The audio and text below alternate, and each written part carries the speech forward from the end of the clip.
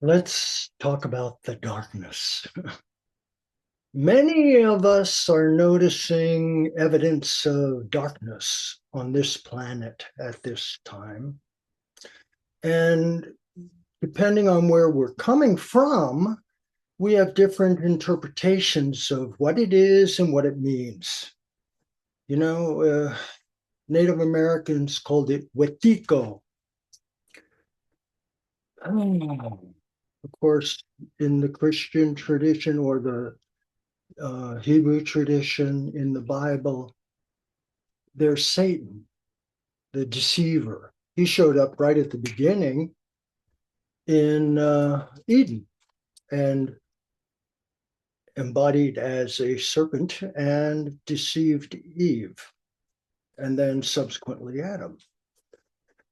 In a much older tradition, the Gnostic tradition, the story of creation is a little different. Sophia, this feminine being, feminine side of God, nurturing and fecund, was creating the earth, creating the coherence of its ecosystem, its self-organizing ecosystem, its biosphere, to make room for the sentient species that were being created here.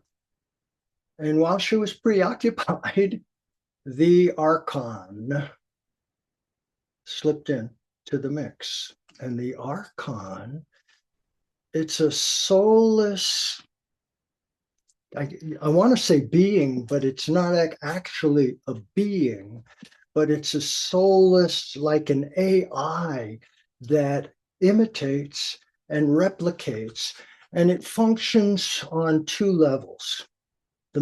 Primary, as far as I can tell, primarily the mental level and the emotional level. Okay, so what it does is it, within the frequency band of our sentience, it whispers interpretations of our experience that seem reasonable to the one who's hearing it, and they become habits of interpretation of self and other, self and world. That's how it works.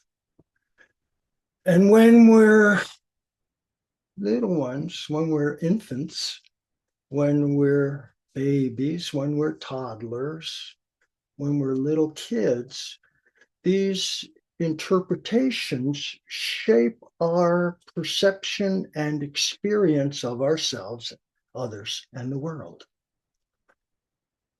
They become fixed patterns of identity, but they're fixed patterns of identity within the world that's created for our minds by this archon. So we live in a kind of, what to call it? It's a matrix, because we all are raised to end up believing we're separate, we're disconnected, everything is reified. We think of everything, including ourselves, as a thing.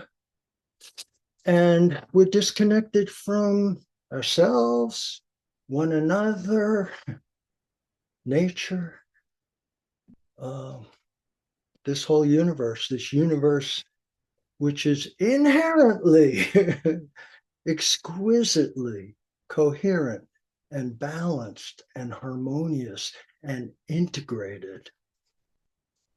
And so are we, but we've got this narrative running in our heads about who and what we are and what's going on here and who you are. And most of the time, it ends up creating discomfort, at least, and sometimes great suffering. And that's what the archon eats. So it's shaping our consciousness so that we'll feed it.